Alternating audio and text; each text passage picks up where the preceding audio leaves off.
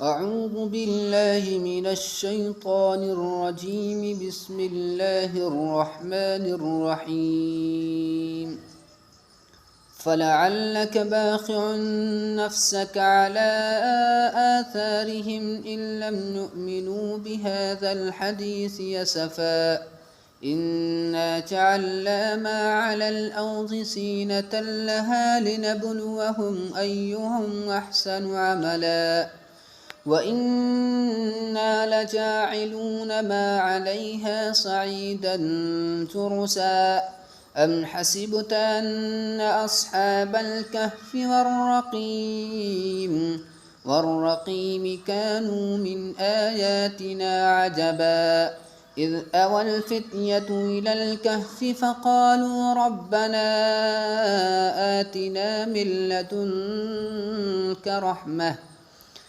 لدنك رحمة وهيئ لنا من أمرنا رشدا فضربنا على آذانهم في الكهف سنين عددا ثم بعثناهم لنعلم أي الحزبين أحصى لما لبثوا أمدا.